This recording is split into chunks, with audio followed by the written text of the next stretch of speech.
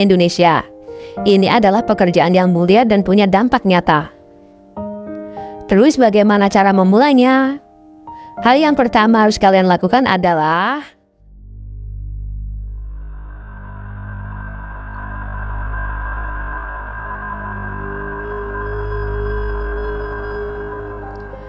Assalamualaikum. Apa kabar Sobat Ternak, sang penantang baru dan teman-temanku semua? Semoga dalam keadaan baik-baik saja dan sehat selalu ya. Amin. Kalian pasti sudah sering dengar kalimat, kamu mau jadi apa nanti setelah lulus? Atau ke depan kamu mau jadi apa? Jawaban yang umum biasanya seputar yang berkelas. Seperti jadi karyawan kantoran, jadi ASN, atau mungkin jadi pengusaha di bidang teknologi. Semua pasti ingin punya pekerjaan yang terbaik dan sesuai passionnya. Tapi apakah kalian pernah berpikir untuk memilih jalan yang berbeda dari yang lain? Jalan yang justru jarang dilirik oleh anak muda atau teman-teman seangkatanmu. Nah, jika kalian punya nyali dan tidak gengsi, inilah saatnya kalian berani tampil beda dari teman-teman seangkatanmu. Di saat teman-teman kalian berlomba-lomba mencari pekerjaan di perkotaan atau melamar di berbagai perusahaan, justru kalian malah tenang dan mengendalikan pikiran kalian sendiri tanpa harus terpengaruh hal-hal besar di luaran sana. Oke, jika kalian sudah siap berani tampil beda, kalian bisa mulai beternak ayam kampung di desa tercinta yang melahirkan dan membesarkan kalian. Kenapa harus ternak ayam kampung?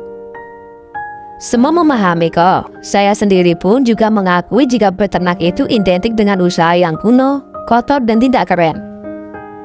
Tapi jika kalian bisa mentelaah lebih dalam lagi, anggapan itu sebenarnya salah besar. Beternak di era modern ini jauh berbeda. Dengan sentuhan ilmu, teknologi, dan strategi yang tepat, beternak bisa jadi sumber penghasilan yang sangat menjanjikan juga loh. Nah, dan inilah beberapa kelebihan ternak ayam kampung di desa. 1. Peluang pasar yang luas. Kebutuhan akan daging dan telur produk hewani terus meningkat.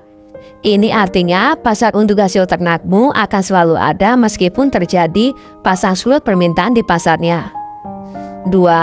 Modal bisa dimulai dari kecil. Kalian tidak harus langsung berternak puluhan atau ratusan ekor. Mulailah dari skala kecil. Misalnya dari beberapa indukan saja dulu.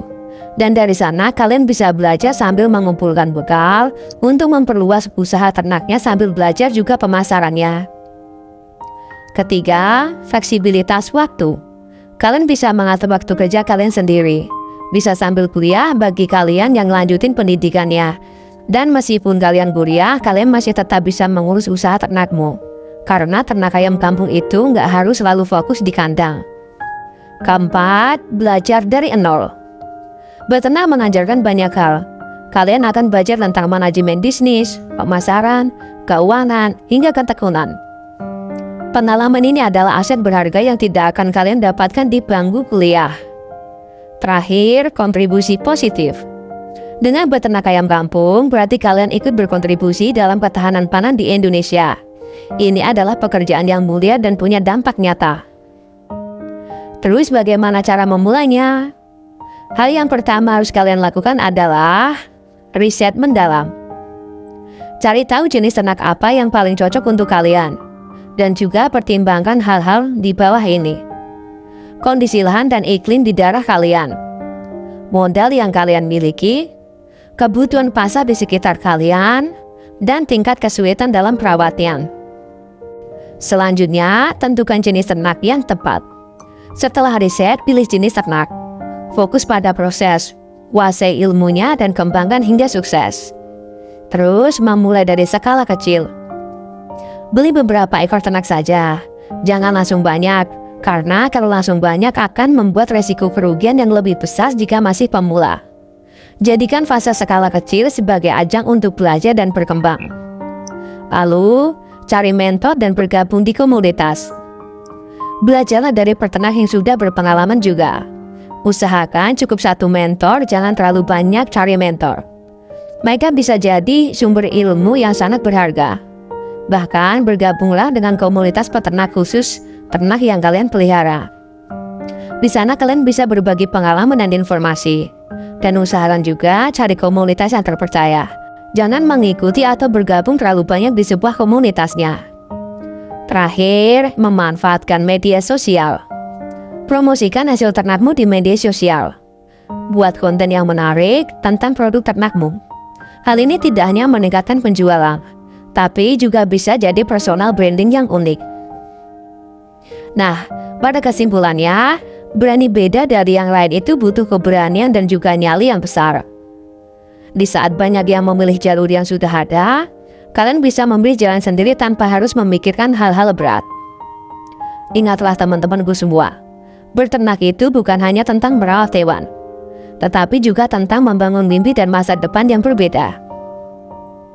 Jadi, siapkah kalian jadi yang paling beda dari seangkatan kalian dengan beternak?